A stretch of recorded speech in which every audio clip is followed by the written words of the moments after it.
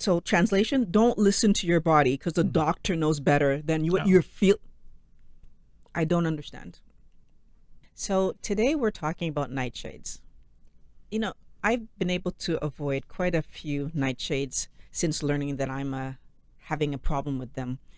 I still like peppers, like not sweet peppers, like spicy peppers. So that's a bit harder to get away from.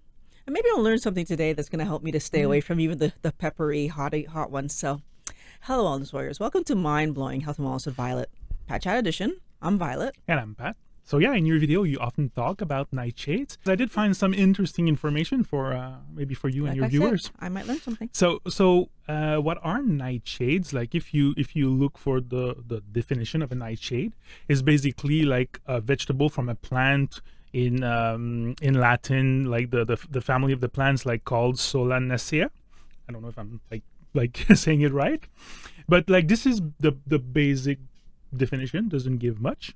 So what are the nightshades that you try to avoid actually? Well, I absolutely stay away from potatoes.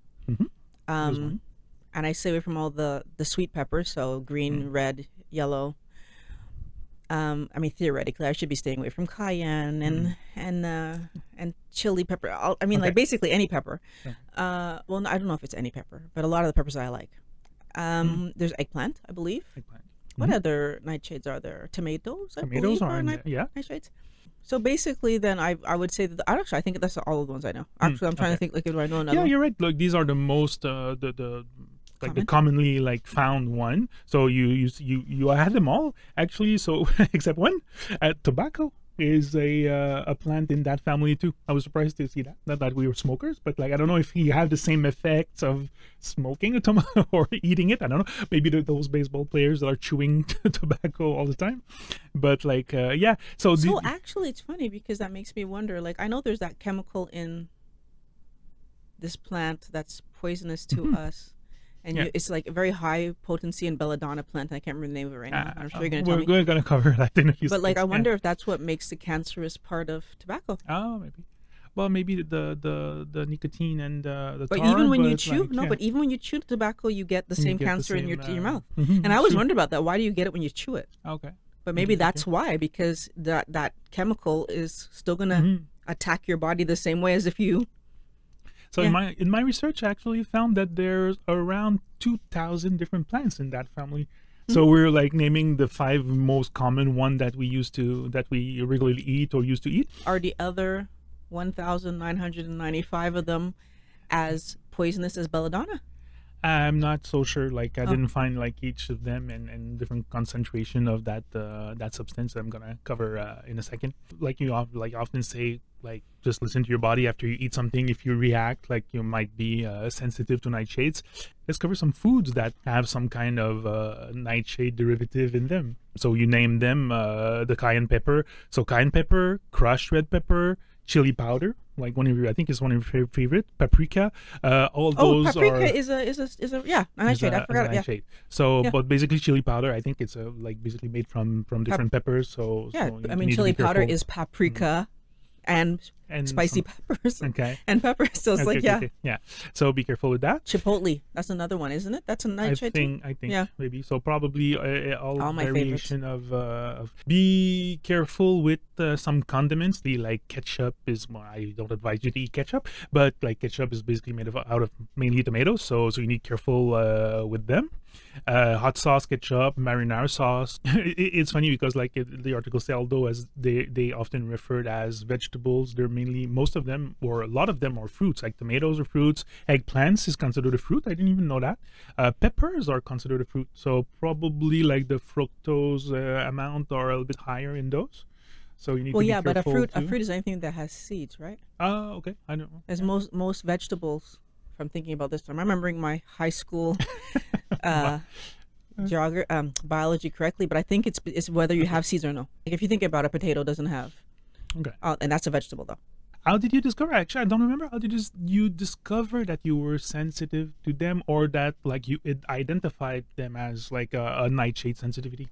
Oh, because the first reaction I had, so I had been keto for about 2 months. No. Oh, okay. In the beginning. Oh, okay. 2 months. And then we went to a restaurant And I ordered my meal and I asked them for no side vegetables. I just asked for the specific vegetables I wanted, and they for some reason didn't think I meant potatoes. Because there was like some fried potatoes, I believe, on the side as a side.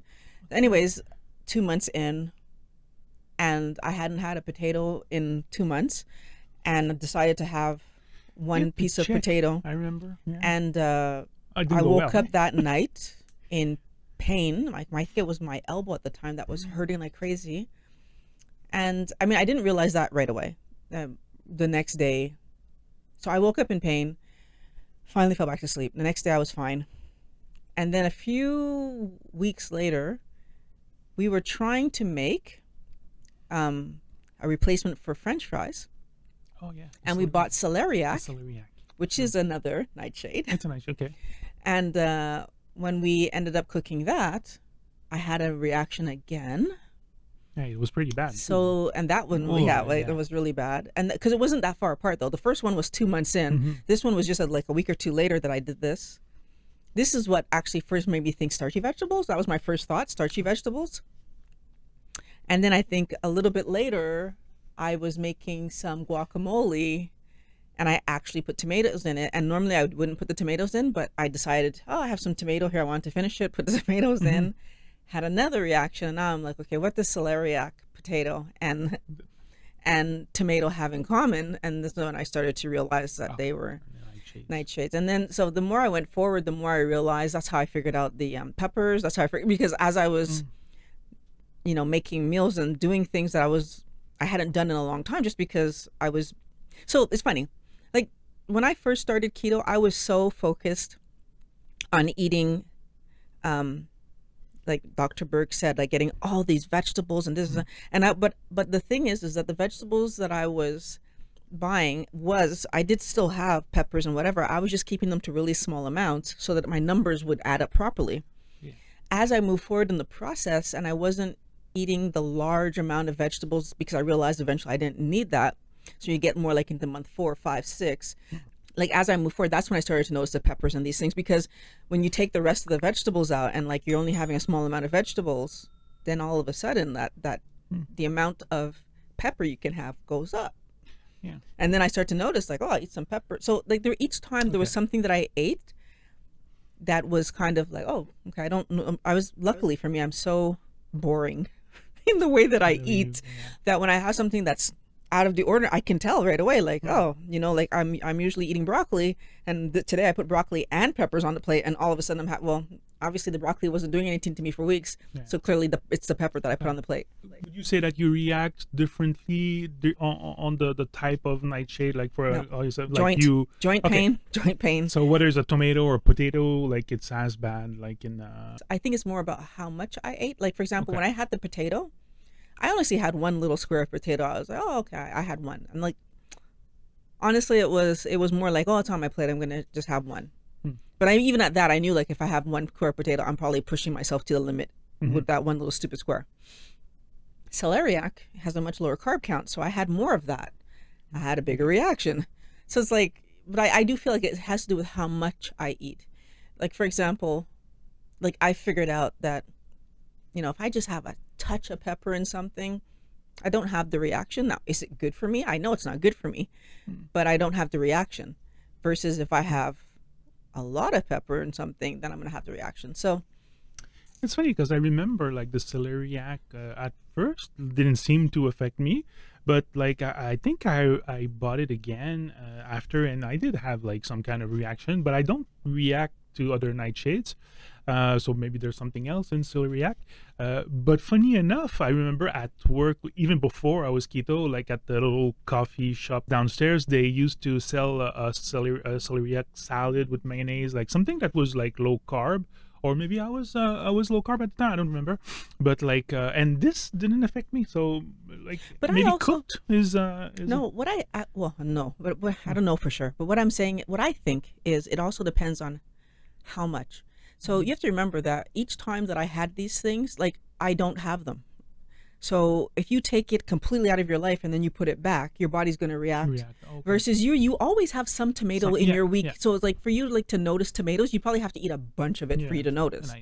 Or right, or go, or either that, or go weeks without having it, and then bring it back and see if you react. Which is, I mean, when you think about it, that's what they do when they do an elimination diet, right? They take everything away, they let you eat nothing for a little while, and then they bring back one thing at a time and see what happens. So, and it's the same thing. I feel like I just ended up putting myself on an elimination diet because I was eating so none of these things, and then when I started to try to put it back, I had the reaction. Okay, so why they can be bad? Like, it's not to say that you should eliminate them, but like you need to listen to your body. So the thing that why they can be bad for some people is an alkaloid found in the nightshades called solanine. So probably that's what you were looking for before. This substance is toxic in very high concentration. Thing is, go ahead. Okay. No, so thing is, like in what I read, like most concentration, even in potatoes, are low enough that they're safe for us, except maybe for people that are more like sensitive to nightshades. This is where I'm going to come back and say that this is what. So I have a video about this topic about why you shouldn't eat nightshades, and one of the things that I said in the video, and I'm going to say it again here, they're saying, oh, in this concentration it's safe. Who decides what's safe for my body? Is it how my body reacts, or is it you telling me that it's safe? So there's a part where the same way they say, oh, sugar is safe. Is sugar really safe? It's a slow poison that takes years to kill you, but that doesn't make it safe. The same way that tobacco is a slow poison that takes years to kill. That alcohol is a slow poison that takes. Solanine is a slow poison that takes years to kill you. And I don't like, that was one of my main concerns with that article, is that they made it sound like if it was innocuous, except if you have a problem. No, it's actually a poison that in the belladonna plant is at a high enough level that you just touch it and you're dead. Okay. Right. But, you know, so it's like, I want people to consider that just because they say, oh, in this level. So when I was reading about this, the other thing that I came up with was how many people with arthritis were asking, do you react to tomatoes? Do you react to potatoes? Do you react? And people like this were saying, it's impossible. It's not enough. Hello. The person has arthritis. They're eating something and telling you that they are reacting. You're telling them it's impossible. So translation, don't listen to your body because the doctor knows better than you. What you feel. I don't understand. I always listen to my body, right? It's the reason I didn't poison myself with iron pills back when I was 18. Because I stopped listening to a doctor and I didn't take them. And I would have died, by the way. So you need to be clear. And I'm not saying don't listen to your doctor at all. I'm saying take what the doctor is saying, compare it to how your body is actually reacting, and then advocate for your body. There has to be another answer that makes more sense. It's funny that you mentioned arthritis. I'm tempted to make a link with the gout flare that I had a few months ago. Like I did put it on alcohol that I had. Maybe it didn't help, but maybe it was a combination of maybe I had more tomatoes, because out of those nightshades that we mentioned, the only one I have is like basically tomatoes, and not like every day, like peppers, once in a while. Too. Peppers, I don't remember last time I bought a bell pepper. You didn't buy it, but it comes in our food sometimes. Oh yeah, you're right. Yeah, you're right. I think when we go out, you're more likely to have those things because you don't take them out. Like when I look at my menu, I pull those things out right away. But you're more likely to leave them in. I'm gonna try. I didn't do it beforehand, but I'm gonna try when I did the video to put some, if I can find a concentration of solanine in each of those main. That'd be interesting. That would be interesting to see. Like if potatoes have more than tomatoes, and celeriac. I'm gonna do a little bit more research on that too. Like. I think the interesting thing too is that, like, we need to keep it in mind, and it's so important. If I'm eating something, I don't notice the pain it's causing me because I get used to it. Right? Like I said, I lived years, 24 years doing all my sports, all my stuff on top of hurting joints. Yeah. Why? Because I was used to it. Right? It would slow me down if it got a little out of control, but like if my neck was a little bit more, then I might slow down. And then as soon as it got back to the level I could tolerate, I just kept going. Right?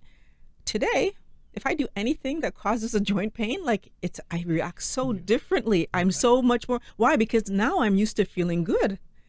Yeah. Right? that as soon as like I eat something and I feel it's like, oh, and I just want to stop and yeah. If something happens to your body, you link it to a food you had maybe the day before or the during the week or something. But I'm gonna say even before that, I notice it. Okay, yeah. Like I actually notice it compared to before. I would just have a pain. Yeah. Right. And like if you leaned on me, then I'd be like, oh, okay, oh, right. But like if you didn't lean on me, I would just keep going. Like, and I remember that when my daughter was little, how I would notice pains because she would come and climb on me, and it's like, oh wait, my neck. Oh wait, my back. Oh wait. Okay. But if she didn't climb on me, you would think I was okay. Okay. Right. And I do believe that it's like with everything. You know, if you drink every day, you're used to having that alcohol in you. You need so much more before you feel drunk.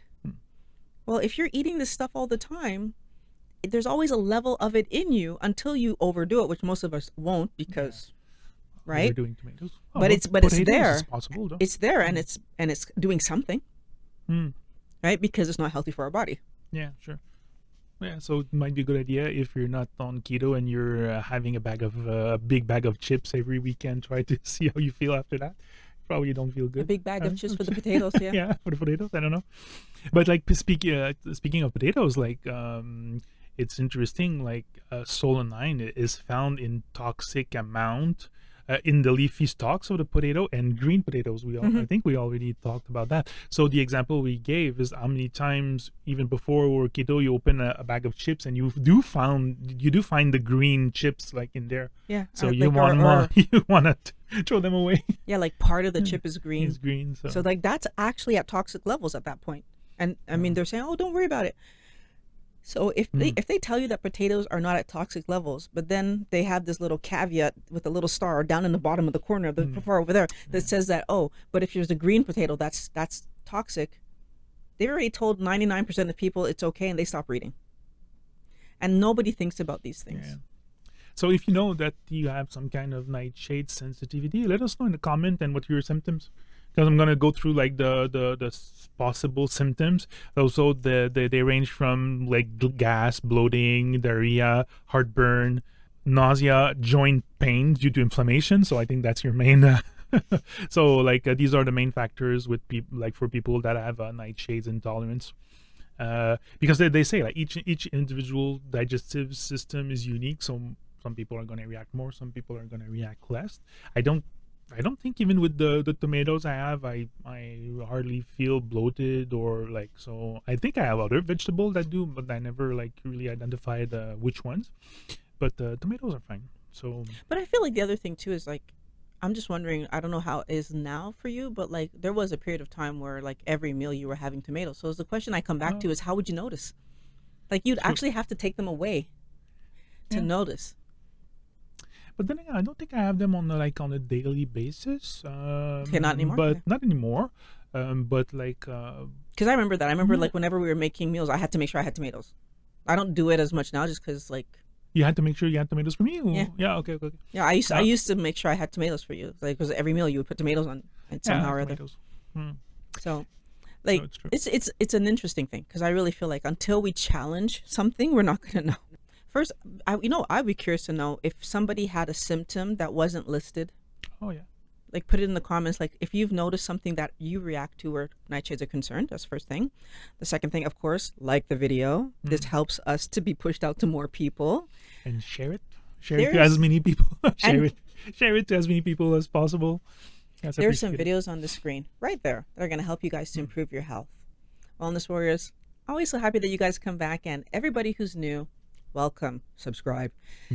I want to thank you for watching Mind Blowing Health and Wellness with Violet, Pat Chat Edition. Talk to you next week. Talk to you next week.